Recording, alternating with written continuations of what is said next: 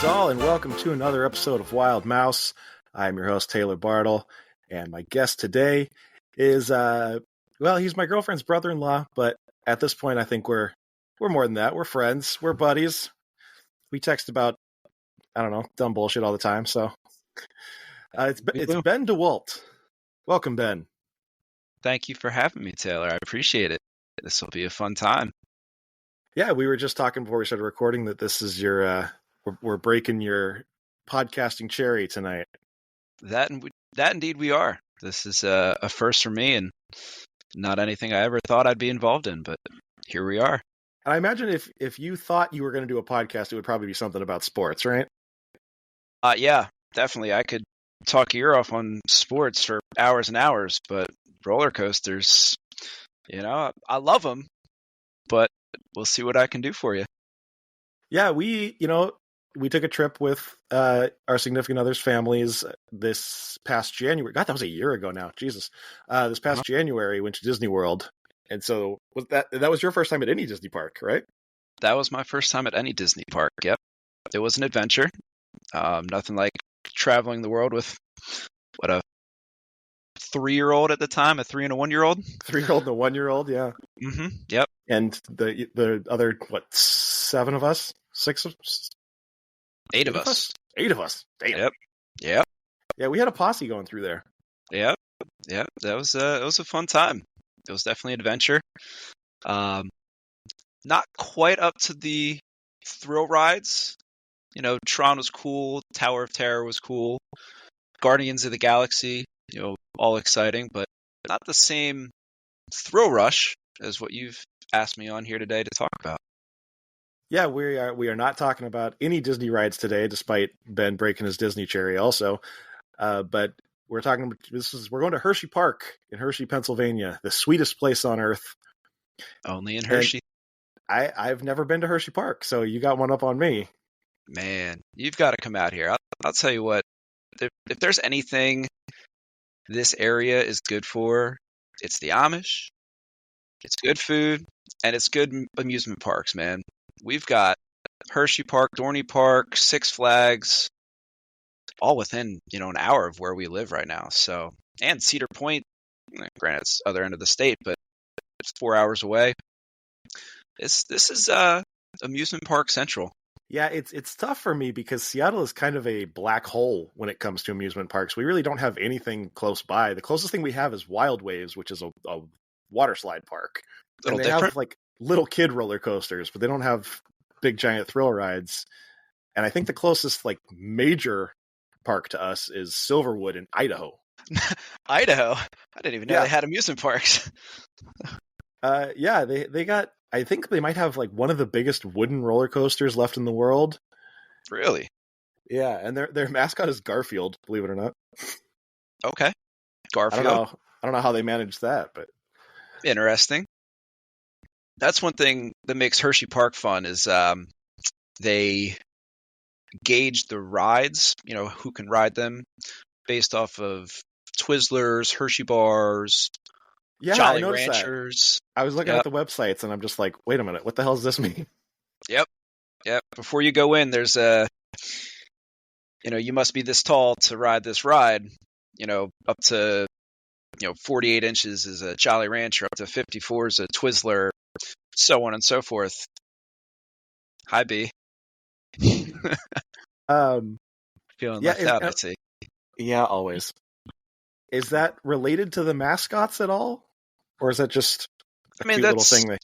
It's Hershey. It's Hersheypark. Hershey in general manufactures all of that. Twizzlers, Jolly Ranchers, Hershey Kisses, Hershey bars, you name it. So it's kind of their fun way of integrating Hershey into Hersheypark. Now, I brought up the mascots. I want to talk about these mascots real quick because they're terrifying. You just gotta love them for who they are. That's all. That's the biggest thing. The Hershey bar one is fine. The Reese one is okay. The Jolly Rancher one freaks me out.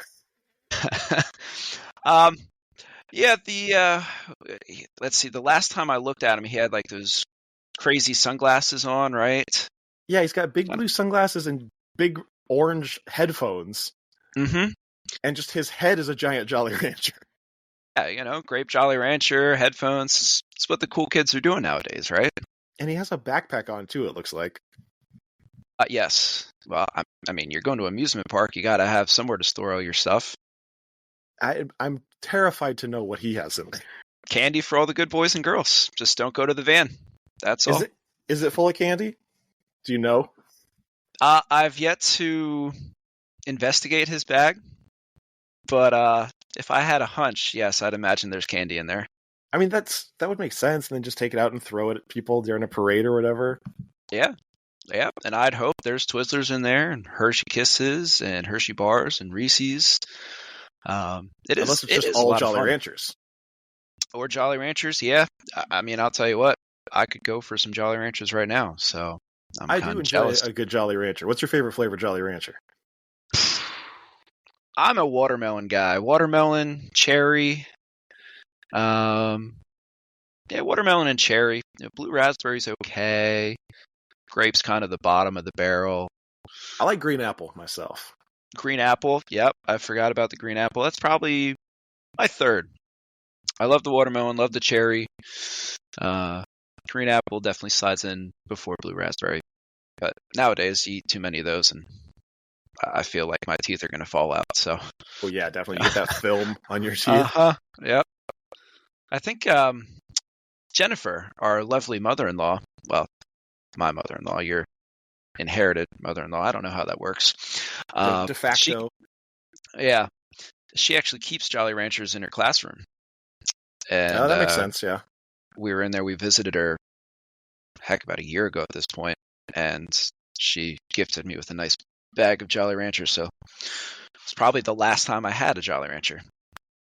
So cheers to you, Jennifer. I'm pretty sure she listens, so... Well, absolutely. She's a big supporter of the Wild Mouse and the Taylor Bartle podcasts here, so... That's true. She flew all the way out for my film fest this year. Uh-huh. They are dedicated to everything that not only her kids do, but the significant others of the kids do. So, yeah, they're inherited kids. Yep, absolutely. Hey, they never had any boys, so we're their boys. That's true. Yeah. Uh-huh. So I didn't realize Hersheypark was so old. It's been around since 1906. It has been around for quite some time. It's been around for 120 years now, 119. And they've had, I want to say just recently they tore down one of their older rides. Oh, really? What was it called? It was called the Wild Mouse. Hey. Yep, I know. Perfect. And, Wildcat. Wildcat. Oh, darn. They do have a Wild Mouse, though. But it was called the Wildcat, and it was one of the oldest wooden coasters, I'm sure, in the country. And it was a bumpy ride, and they replaced it with a kind of like a hybrid wooden metal roller coaster. And, that's interesting. Yep. We were not just there. We were there, I don't know, 6 months ago, right before the season ended for Halloween, I think. And it was a pretty wild ride. For how new it was pretty wild. I would definitely ride it again. Melissa hated it, but I'd ride it again. Yeah, it looks like the Wildcat was actually their first roller coaster. It's been around since 1923, so probably could have used to tear it down. Yeah, it was one of those rides where you get on it, you get off of it, and you have a headache, a migraine, backache, and you're wondering, maybe we'll just skip over that one the next time around. Why did I do that? Yep.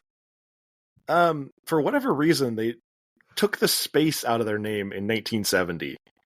They changed it from Hersheypark to Hersheypark. I don't fully understand why, but yeah, it's Hersheypark, all one word now. Marketing. Definitely marketing, I guess, yeah. Adding that space, that's a pain in the butt. You don't want to do that. That's much too much to add that space in there. Yeah. Okay, so today we're not talking about the whole of Hersheypark. We're going to head over to Pioneer Frontier section of the park, which I'm guessing is some kind of like Frontierland, Wild West kind of area. Yeah, kind of. They have, sections of the park kind of, so you know where you're walking to. Obviously, amusement parks are big, so it's helpful to have your map and helpful to know where you're going to. Um, What's the theming like in Hersheypark? Is it pretty strong like Disney, or is it just kind of phoned in? um, I mean, Disney's obviously Disney. Disney's its own Disney's the pinnacle, place. yeah. Yeah. Uh, it's got kind of this frontier-esque vibe to it, where you have some of the old kind of Wild Wild West areas. They've got a train that goes around the park. Um, it's kind of tough because like it's an old park, and they've added a lot of modern things to it. Heck, even the last 15 years, they've added one, two, three, I think four major roller coasters in the last 15 years. Was that right? Runner used to be the fastest in the park, and as of I think 2020, it is no longer the fastest in the park anymore by like a mile an hour or two, but um, it is no longer the fastest ride in the park. Interesting. Yeah, that's the subject of today's episode is the Storm Runner. This is one of 4 roller coasters in Pioneer Frontier. Also included is the Trailblazer, the Fahrenheit, and the Jolly Rancher Remix. You gotta have something candy named in there. They fun fact, Jolly Rancher Remix. They actually expel fog, and it is Jolly Rancher scented fog. No way. So as you're walking by, when you're walking by the Storm Runner, you get hints of Jolly Rancher, and you just kind of peek your nose up like a dog, and that smells pretty good, and you just start drifting that way, and yeah. Suddenly you buy a bag of Jolly Ranchers. You don't even know how it happened. Yeah, I'm pretty sure they have vending machines around the park too. I'm sure they do. Uh-huh. I mean, Disney pipes in the smell of cookies, so yeah, that is true. And I mean, Hersheypark, you've got the Hershey factories there, so the whole town smells like cocoa. I imagine, yeah. Mm-hmm. And that's just natural. That's not even piped in. Yep. It's fun. You drive right into town and you just smell chocolate for miles away. It just draws you right in. Yeah, I mean, my girlfriend used to work for a chocolate factory here in Seattle, and it was when you would go in that neighborhood, it would smell like fudge all the time. Yep. Yeah, I can only imagine coming home smelling like chocolate all day long. I'd have a hard time living in that town. I don't think I'd be able to stay in shape. I'd be 300 pounds. Yep, that is accurate. And I can't even imagine how strong the smell is in Hershey, because I imagine the Hershey factory must be just massive. It's pretty big. They actually do a Hershey tour. Back when me and Melissa dated in high school, one of her specialists was out in Hershey, and we'd go out there. I probably went out there a handful of times, and oh God, she'll kill me. It's Chocolate Land, chocolate something. Yeah, she'll judge me to no end for not knowing the words, but it's a fun tour of the insides of the facility. You just kind of sit in Chocolate World. There's my assist. Yelling at you from off camera. Yep. But you just kind of sit in a 4-person car, and it takes you through the insides, the inner workings of the factory. And I will never forget the 3 cows. They're singing at the end. Only in Hershey, the sweetest place on earth. Yeah. So for the rest of the day, you got that jingle stuck in your head. These are animatronic cows, I assume. Yes, they are animatronic. Probably been there since the early 1900s. Maybe rebuffed once or twice, but yeah, it's been there for a while. And this isn't the train that I've heard Melissa talk about, right? Because isn't there like a little train ride in Hersheypark? Yeah, there's like a monorail that takes you around above, similar to how Disney does, and then there's a old-fashioned train ride through Hersheypark, similar to how Disney does. But yeah, it's an old-fashioned steam engine that rides you through the center of the park. I don't know if I've ever been on that because I was never there as a kid. I only started going on roller coasters and stuff maybe 16 or older, and at that point, a train ride like that didn't really do it for me on the excitement level. Sure, yeah. Yeah, I know a lot of people like love the People Mover at Disney World, and I'm just like, it's just a train ride. It just goes around in a circle. Sometimes you need a break from the craziness. I Not suppose. everybody's an adrenaline junkie. Yeah, so Storm Runner. Described on their website, it says that Storm Runner coaster launches riders from 0 to 72 miles per hour in 2 seconds flat. And that's just the beginning. Yep, that is correct. It is, to me, the most thrilling 5 seconds you can ask for. Just even just the suspense, because as you're in the line, it's this big wraparound, and then you come down some stairs, and it splits you off into two lines, two trains. So they're loading a train as the other one takes off, and the whole time you can just see it going. And yeah, I was looking. I was watching a video of someone, watching other people get on it and then going through the queue and stuff. And it's crazy. You, like, walk right under it, and it's maybe 10 feet up. Like, it's not super high at the start. Yep. Yeah, you're 15 feet above the pathway as you take off, and it's fun because it does a little countdown. Get ready, and then it pauses. So it's like, oh, damn, is it broken? Let's go! Oh shit! And you just go. The biggest thing I can compare to is, have you ever been in a Tesla? Yeah. Just the takeoff. Teslas have that 0 to 60, 0 to 90 speed in 3 seconds. It is that just you are pressed back in the back of your seat goodness that you look for if you like that kind of thing. And it really is. It's such a rush, and it shoots you up like 150 some odd feet. I mean, it's probably I'd say it's a quarter mile long stretch that it shoots you up. You do the 0 to 70, you go up 150 some odd feet, and it's beyond that. Like, it's not just that's it, come back down, and that's the ride. You go on a legit like 40, 50 second ride after that. It is truly one of a kind. Yeah, I mean, it is a total 50-second ride, which is not a long ride. Mm-hmm. But, I mean, you've never been to Disneyland, but it sounds very reminiscent of the way that the Incredicoaster starts, because that does kind of the same thing where it, you get in, I think it goes like around a corner and then stops. And then you hear Dash from The Incredibles. I think he says 3, 2, 1, let's go. And you hear like his feet, and then, you take off and you immediately go up a hill. Yep. Sounds very similar. So, I mean, let's start at the beginning here. Hersheypark originally announced the Storm Runner in August of 2003. They hired a Swiss roller coaster company called Intamin to construct a new roller coaster, and it replaced Balloon Flight. Are you familiar with Balloon Flight? Balloon Flight would be before my time. Okay. Yeah, it says it's a children's ride that had operated for 23 years, so I don't really know what kind of ride it was. If I had to guess, other than just being probably a kid's ride, one of those little like spaceship rides where you just kind of spin in a circle on a balloon. If I had to guess.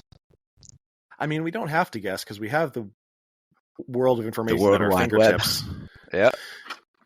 Let's see. Balloon Flight. It looks like did they reopen it somewhere else? Because it's on their website. Then yeah, I'd imagine it's exactly what I'm talking about, because they have that exact same ride where it just, it's a kiddie ride. You probably fit like 4 people in a basket, and it just spins you around in a circle. Yeah, it's basically like the Dumbo ride, but with hot air balloons. Yep, that is exactly it. That's near the entrance now, I think. along with the infamous spaceship ride that you can't go to Hersheypark without riding the spaceship ride. Oh yeah. Yep. It is meant for children 2 and over, maybe 1 and over. And you can pull a joystick and you go up and down. I'll tell you what, nothing excites a 32-year-old Melissa like going on the spaceship ride. You got to run through the park at the end of the night to make sure you get on it before it closes. All right. Well, there you go. There's your tip. You gotta hit the rocket ship when you go to Hersheypark. So Hershey originally was considering 3 names for the coaster: Steel Stampede, Renegade, and Storm Runner. I think they made the right choice. Yeah, Storm Runner definitely takes the cake. Yeah, Renegade's okay. That's a good name, but Storm Runner just, I think it takes the cake with what it is. It's very nostalgic. You go to Hersheypark for a handful of rides, and Storm Runner is that ride.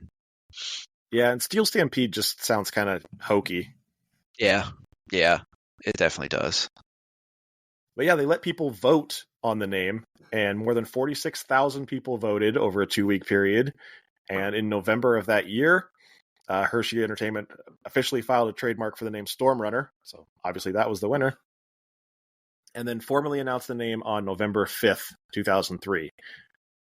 Awesome. So this is from 2003. I don't think I realized, in a sense, it was that young.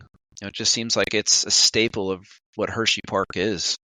Yeah, I mean, it opened in 2004, technically. In April of 2004, so... Or no, sorry, April 2004 test runs started. Officially opened on May 8th. Okay. Probably around when the park opens officially, I'd imagine.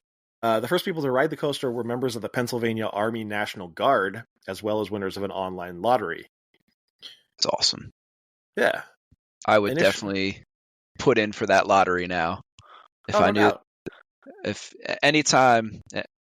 Granted, I say that. We actually... joined the Hersheypark season pass the end of 2019 for 2020 season. And of course there's that big COVID thing that happened in 2020 that kind of put that on the back burners, and all of a sudden Hersheypark wasn't realistic. I think they closed actually for 2020. I don't even think they opened. I would imagine so. Yeah, it was definitely a bummer because we had went 2019 like 3 or 4 times. We saw this thing for the season pass. We were amped up for it to go. And all you had to go was probably twice, and you got your money's worth out of it. And I mean, we're only an hour east of it, so it's easy for us to get to. And yeah, COVID, it hell of a time. It messed up a lot of stuff. Yeah, it did indeed. Yeah, I mean, it says here for 2020 season, Storm Runner was closed, but it was actually closed because it was waiting on necessary parts for maintenance and repairs that were delayed due to the whole COVID-19 pandemic.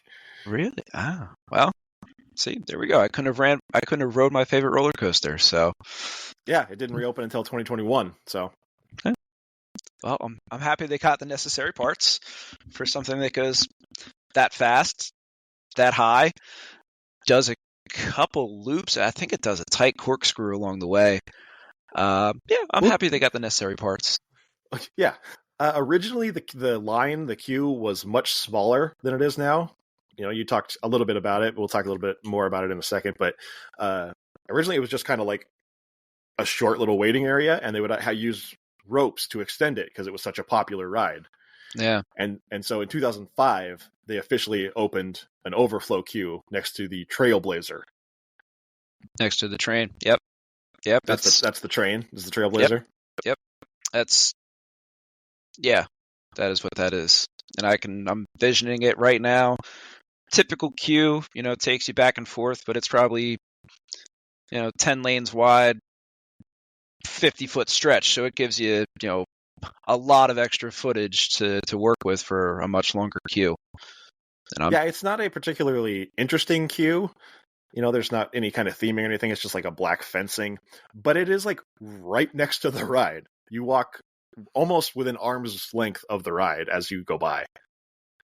You're, kind of behind it. And yeah, I will say Hersheypark, the queues, the lines, it is nothing special. It is nothing like Disney. Disney was very interactive with obviously a lot of information, different, videos, things that you could interact with. A lot of theming, things like that. Hersheypark is your typical, here's a zigzag fence, and you're going to be waiting here for an hour peak season. So good luck, have fun. Yeah, like even when you get to the ride, you will go into this little covered area, and it's just like white walls. Yep. You go up, once you get through the zigzag queue, you go upstairs, and you're actually above the ride, and you have to go downstairs to get to the split to go to one train or the other. And yeah, there's the white walls, white picket fence, not even a picket fence, just white walls. Yes, just flat white. There's a little bit of red on top, but nothing too exciting. No, there is nothing exciting about any of the queues in Hersheypark, except for maybe the laugh track, which is a half outdoor, half indoor waiting area.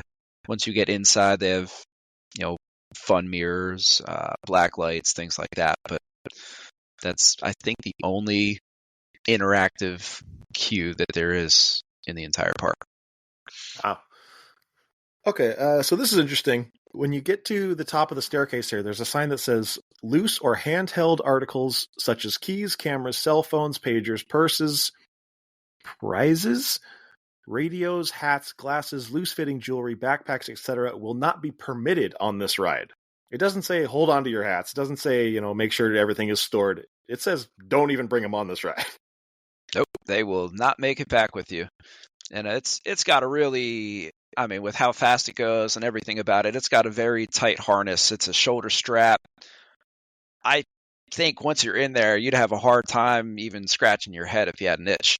It's a pretty sturdy harness, gets you in there nice and snug, and off you go. So, but you've got the boxes and everything at the end, so you can put all your stuff in there. Oh, so they have like a locker area for you to put everything in? Yep. Okay. It's not even a locker. It's just square cubes with a door that slides for one ride to the other. But it is a start to finish. It's not like where you start one spot and end in a different spot and get off. It is a start to finish kind of ride. Yeah. It's not really, I guess it must do a loop, but you start on one side of the track, go around, end up on the other side of the track. And then how does it get back to the other side? Does it go like around the back empty, or does it just take off from the other side? So there's two trains, and what happens is when you're coming back into the station, whichever side you left from is the side you return on. So, okay. So the track goes in, and then there's a split that takes you left or right. And then as you're starting the ride, it's kind of like a train track where it has a rail that shifts left to right. So if you're on the right side, it's on the right side, and it shifts, takes you on, get to the starting point. Same thing if you're on the left side. So it just goes back and forth all day long. But I'm pretty sure the right train's always on the right, the left train's always on the left. So you always end up back on the same side you started on. Okay, I gotcha.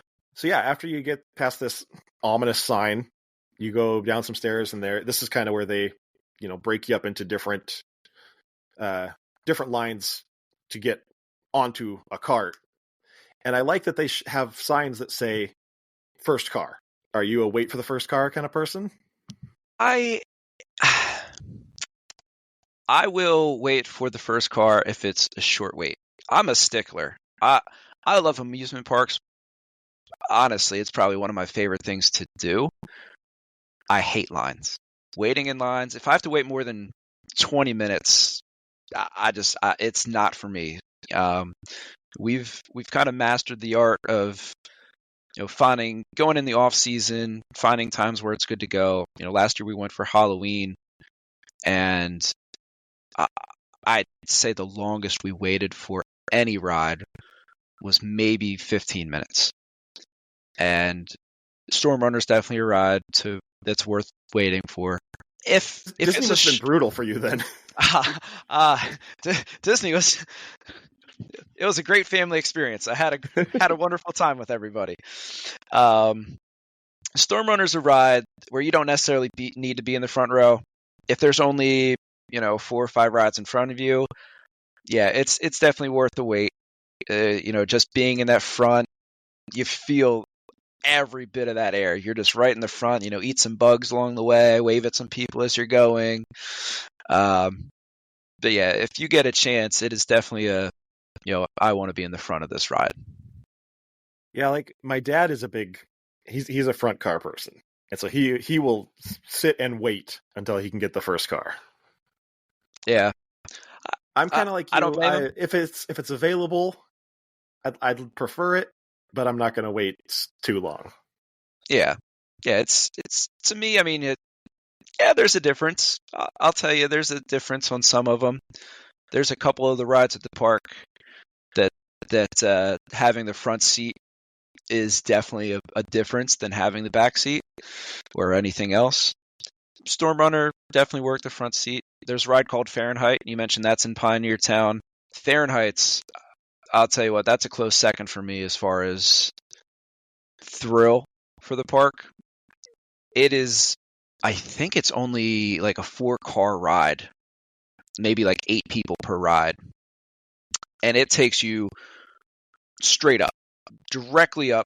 Like it's not a propulsion ride where you shoot off like Storm Runner. It is, you go around this track and it takes you straight up, probably 150 some odd feet, just as high as Storm Runner.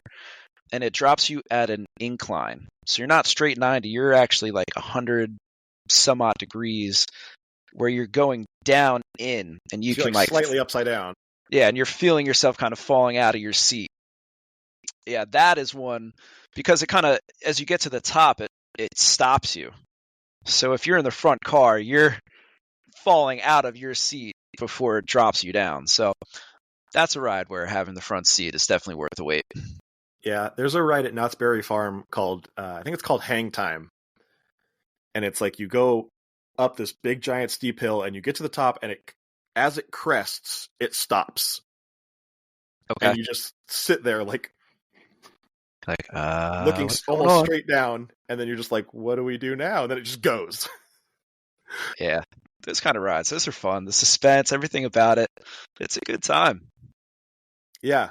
And so, yeah, you get on this one, and it says it has near miss points with 3 attractions: the monorail, Dry Gulch Railroad, and Trailblazer. What does it mean by near miss? I'm assuming just you're right next to a ride, whether it's parallel to it or right above it. That's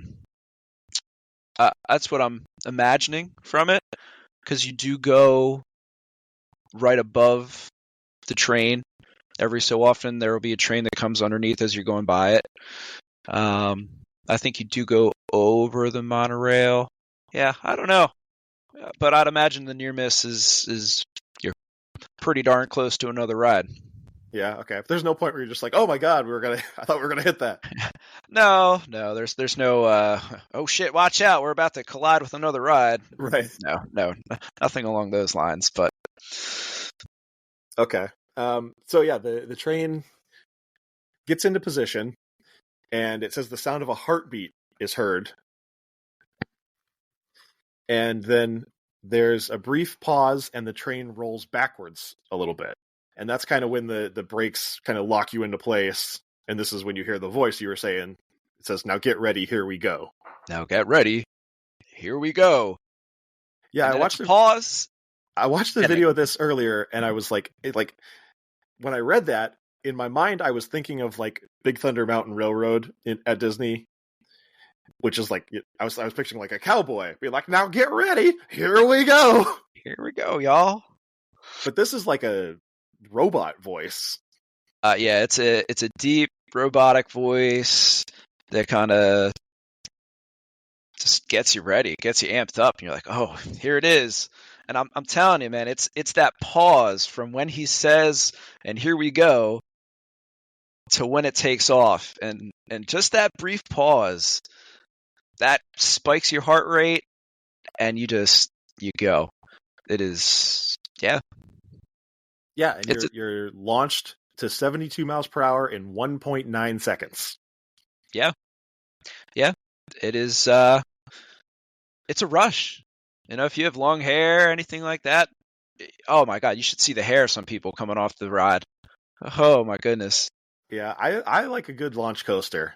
That's Disneyland Paris Space Mountain is a launch coaster, and it like launches you right up an angle right away. So that's pretty sweet. I'll have to get there someday. It's I mean, it's my third favorite Disney park that I've been to, but it's still a Disney park. Yeah, I know you guys are Disney buffs, so I'll take your word for that one. Now, the interesting thing is, it takes your photograph at the beginning, about halfway down the launch track. Usually, rides will take your photo towards the end. No, this one, there's no doubt where you want that picture at. You're pressed back in your seat. At least if you're new, if you're experienced like this guy right here, you're throwing out the rock signs, doing obscene gestures, you name it, even doing the Superman sometimes. Yeah, it's fun. You can get some good pictures. I should have thought about it. I probably have a picture or two that we, might have snagged illegally from taking a picture off the screen. That's the move. They frown upon that. So what if you get the do not duplicate in the middle of it, but you get the gist of the picture. And yeah, it gets some good ones. There's my lovely wife has been known to black out on roller coasters from time to time. She's one of those. Yep. Every now and then she will just black out, and I'm pretty sure I have a picture somewhere of me just like amped up, rock gestures going on, and then there's her just nodded out next to me. It's like, ooh, whoops. Yeah. It hits you with some thrust if you're not ready for it. Yeah, it'll get you. I mean, yeah, 72 miles per hour in 1.9 seconds is pretty fucking fast. Yeah, it hits you. It gives you some butterflies, but it feels great. It is great. Yeah, so after you get launched, you go 150 feet in the air to what is known in the roller coaster world as a top hat, which is basically when it goes up and then kind of crests and then goes back down. Gotcha. The top hat. And I'm watching a video here, and it looks like it kind of gives you a little twist as you get to the top hat. Yep. You go up, you twist, and you come down almost sideways, I want to say, and it leads you into a loop. There's a couple loops. I want to say there's a loop, a corkscrew. I will say this: when you get to the top of the top hat, that's a pretty damn cool view. Oh, yeah, and especially out there, you've got the park, but Pennsylvania, especially in Hershey itself, it's such a flat area, so you can see the chocolate factory, you can see the Milton Hershey School. They have Hershey up on a hill. You can see that. You can see the towers. You can see for miles for that, half a second that you're up there before you come whisking back down. Yeah. You can see another roller coaster in the background. You can see what looks like some kind of extreme scream ride, some other round building. I'm not sure what that is. But yeah, then you are dropped 180 feet, reaching a top speed of 75 miles per hour, and then climbs into a 135-foot tall Cobra Loop. Cobra Loop. I'm actually not even sure what a Cobra Loop is. I'm going to have to look this up. Is that considered the corkscrew? Because I know it takes you and you turn upside down as you go. Okay, so I mean this calls it a Cobra Roll, but it says it is a non-inverting Cobra Roll is similar to a Cobra Roll, except the half loops at the entrance and exit leave out before reaching 180 degrees. So I think it is like a corkscrew. Yeah, that's what I would describe as a corkscrew anyway, but who knows? Oh, I think it's okay. So it's like a loop-de-loop, but it twists. So it's not like a tight barrel corkscrew, roll, yeah, corkscrew. Kind of more of it a does loop do a loop while you turn. Okay, but yeah, but the track twists. Yep. Yeah, I'm telling you, it's awesome. I don't know if you've ever heard of King Ka at Six Flags. It's getting torn down. Is it really? Yeah, Enough failures on it. They finally had enough of it, huh? I guess so. It's the biggest roller coaster in the world. Yeah, yeah. That I know that shoots you. It's the same gist, and that shoots you like 100 and some odd miles an hour, I think, and it takes you taller. But that's it. It just goes up, down. You roll back down, and that's the ride. Right. And I'm not surprised they're tearing it down because I'd say one every 20 rides, it doesn't make it to the top and it comes back down. I can't imagine. That seems so terrifying. Oh my God. Just almost to the top and then drifting back down. Oh, no, thank you. Especially like if you don't know whether or not it's going to do that. Yeah. Oh my God. And all it does is you get back and it shoots you off again. Like, holy shit. Are you kidding me? God. So I'm not surprised to hear they're tearing that down. But yeah, it's, same gist, but this is an actual ride with, get to the top. You get the loops, you get the Cobra loop. I don't know what to classify it as now. Apparently the reason we don't know it is because this is the first one of its kind. Hot damn. Go Hersheypark. Yeah. Only in Hershey. It's the sweetest place on earth. After another drop, the train traverses yet another first of its kind element, the flying snake dive. Yeah, the flying snake dive. I know all about that. I could go on for flying snake dives for days. Honestly, it's a thrill ride. It's thrilling, exciting. But why don't you tell me about it? Yeah.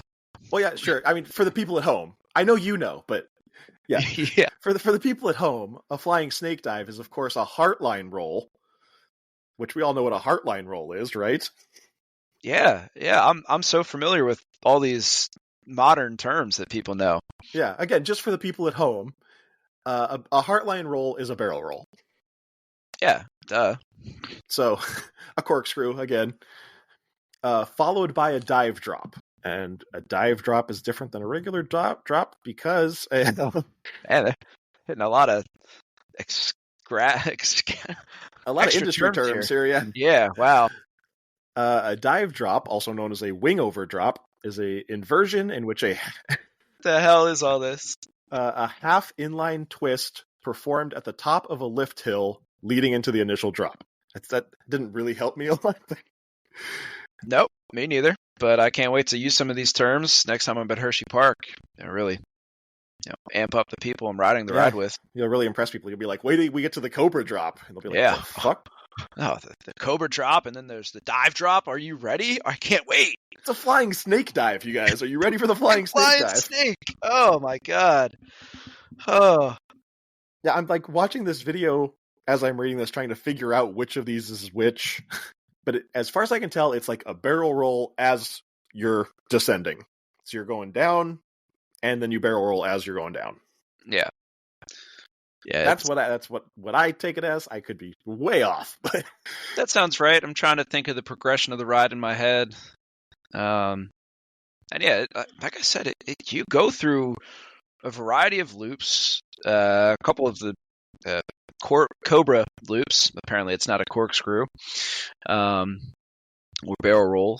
It's a heartline roll. Heartline roll. Oh, my simple, outdated terms are no longer in effect here. I guess I need to get up on my roller coaster terminology to fit in for my next appearance on the Wild Mouse podcast. That's right. But yeah, it's got a lot of heartline rolls and Cobra loops and loop-de-loop and pull. Following the final inversion, the train descends and crosses over Spring Creek in a section of the Trailblazer and under a section of the monorail. So those must be the near miss. The near miss, yep. Yeah. The train then rises through two banked turns, first to the right, then to the left. After a brief moment of airtime, I assume it doesn't mean that you leave the track. Yeah, you just leave the track. It's a jump. You just cross your fingers and hope you make it to the other side. Have you seen the new Donkey Kong ride in Japan? I think I saw a video on that not too long ago. It's pretty recent, right? Yeah, it just opened, but it's got a part that makes it look like you jump over the track. Yes. Yep. I've seen that. It's pretty cool. That is pretty wild. There's also another ride opened up recently where it's not the same concept, but it's one of those where it starts you on a track and then it drops like you're on I don't know, almost on like a platform, and it slants you down to align you with the track. Oh yeah, I've seen those. Yeah, that shit makes me nervous because I'm like, the more moving pieces you add, the more chance you're adding for things to just go terribly wrong. Yeah, you're starting with the track broken, and you're just saying, it'll align itself. It'll be fine. It lines up. It'll be fine. Yeah, you're fine. And so what if you start 100 feet in the air and there's a mishap? You'll be fine. You're on a track. Yeah, right? Are you wearing your seatbelt? That's all that matters. Yeah. Yeah, I don't know about those ones. Yeah, no. I'm a thrill seeker, but there's limits to my thrill seeking at certain points. Yeah. Yeah, so I think when it says a brief moment of airtime, I think it means like it does like a little kind of hump. Yeah, and it kind of pulls you out of your seat a little bit. Yep. And the whole ride, I mean, you're still going 70 some odd miles an hour. It's not like you don't slow down at all. Yeah, this is the first moment where you really slow down, it sounds like, because after you get this little airtime, that's when it enters the brake run. Yep. And then it kind of curves to the left and pulls back into the station. Yep. Yeah, it's a fun ride. You have to come out and check it out. I mean, I would like to, Nick. I mean, I know we're coming out there in May, but I don't think we're going to be there very long. So, yeah, pesky weddings. I know, right? That's all right. We'll skip the wedding. They don't. Come on.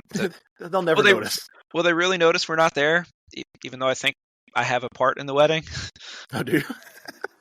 I'm pretty sure I'm directing them down the aisles, things like that. Yeah. Oh.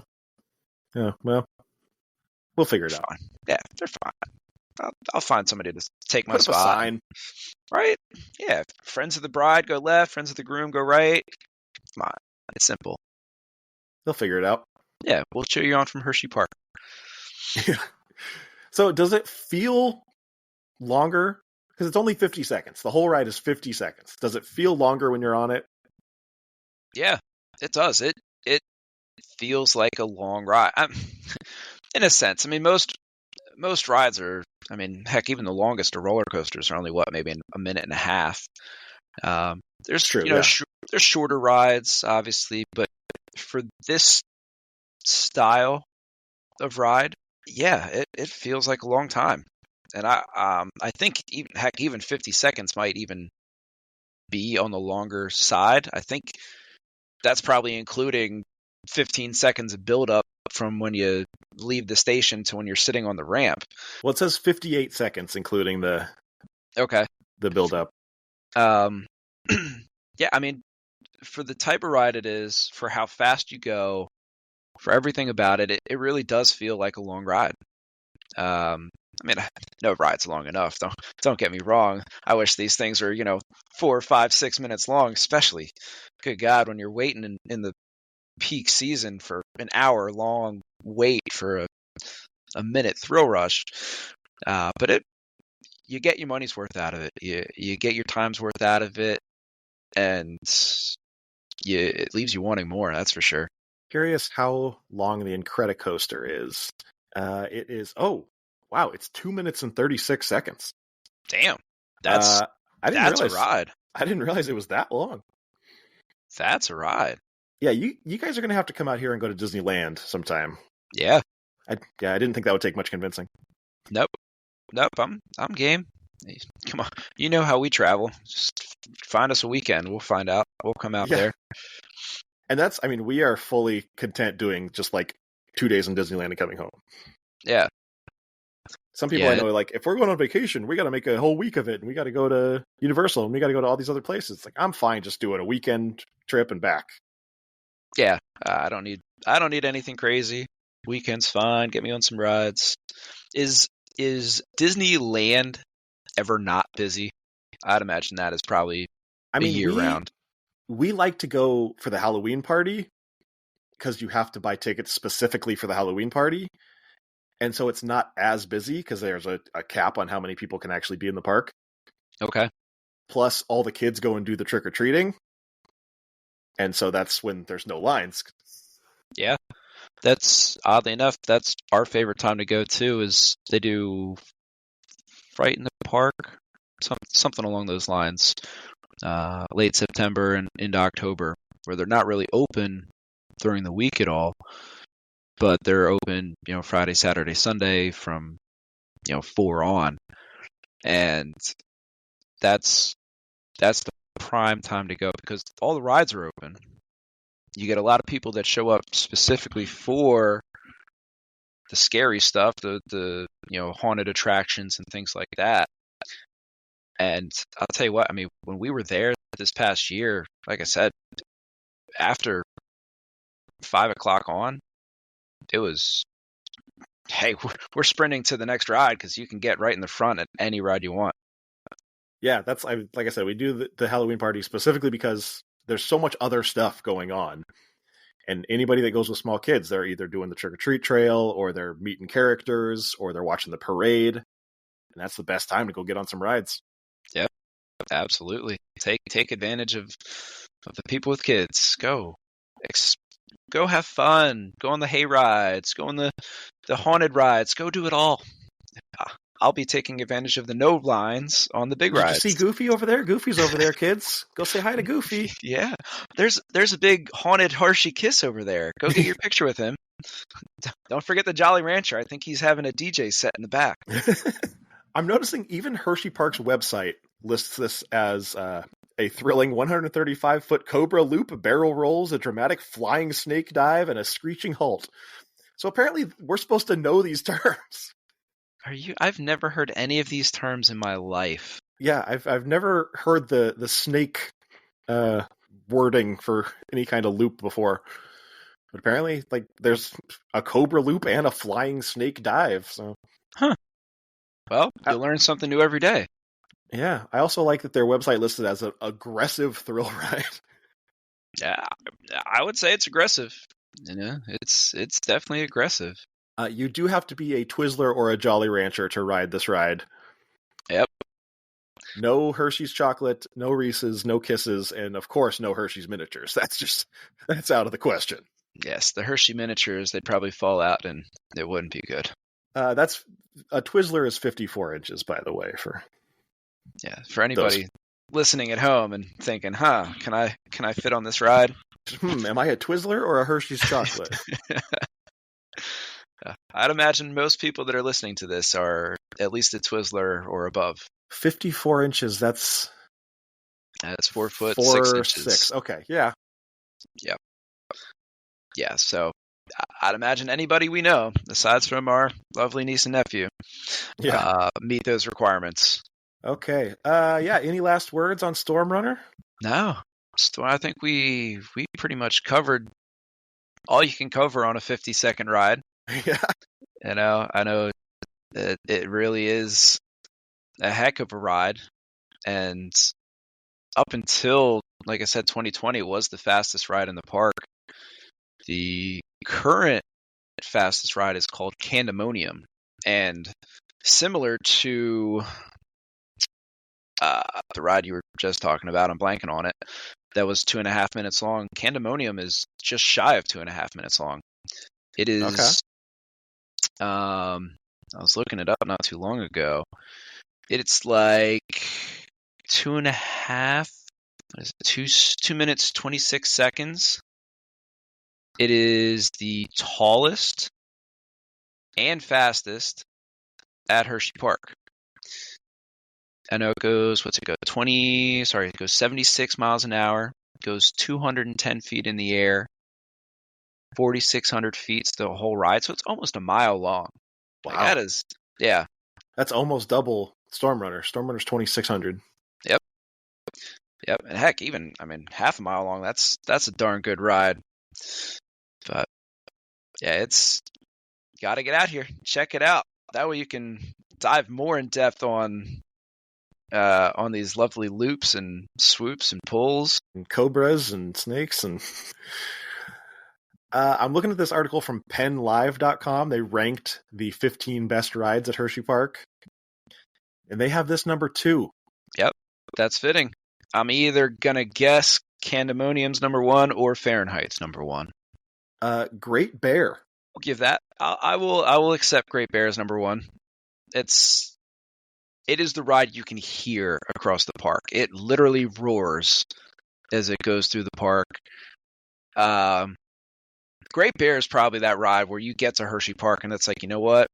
Just where it's located, you kind of go to that first and you work your way around the park.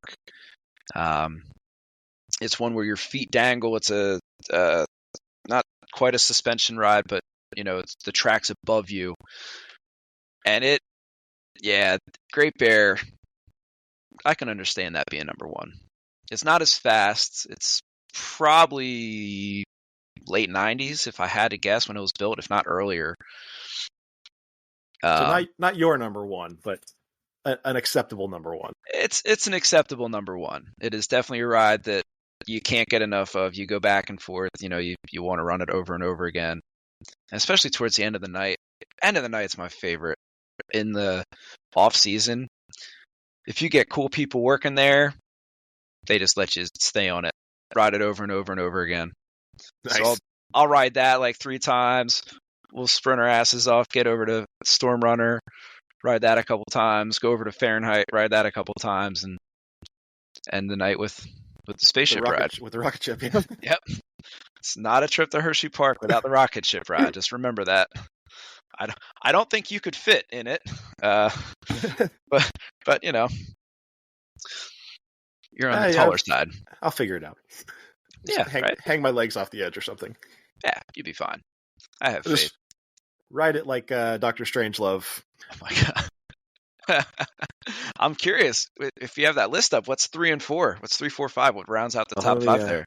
Let me pull that back up real quick. Let's see. So 3rd is Comet. Huh? 4th is Sky Rush. Sky Rush is a pretty sweet ass ride. And 5 is the Claw. So they're not all roller coasters. Comet though? Really? I mean, maybe nostalgia purposes, it's one of the older rides there. I think Comet's a wooden roller coaster. It looks like it, yeah. Yeah. It's, it's there. You ride it if you... that's easily below Sky Rush, Fahrenheit, Great Bear, Storm Runner. Where do they have Fahrenheit? Fahrenheit at number 8. Who are these people making this list? They need to check themselves. Sky Rush is a fun one. I didn't even talk about Sky Rush. That's another fun one. Super Duper Looper is a good name. That is the original looping coaster at Hersheypark. It is not up to snuff with some of the modern coasters, but it takes you on a loop. It's a good starter coaster, if you're a young kid trying to get onto a roller coaster for the first time. All right. And I will just say Wild Mouse number 15. Number 15. Hey, it made the top 15. It made the list. Hey, for the brand, baby. That's right. All right, before we head out, you got anything you want to shout out or plug or anything like that? No. I'm not a out there kind of guy. If anybody lives in Pennsylvania, feel free to buy some of my stuff for my company. You can support me and my lovely wife and our 2 dogs by improving your home with myself. But beyond that, no shout outs from this guy. All right. Well, thanks for coming on. I do appreciate it. And you're welcome back anytime. Anytime we want to reminisce about our Disney trip, we can do that. Hey, I appreciate you having me, Taylor. Thanks for breaking my podcast cherry. And we'll be sure to do this again and have a good time.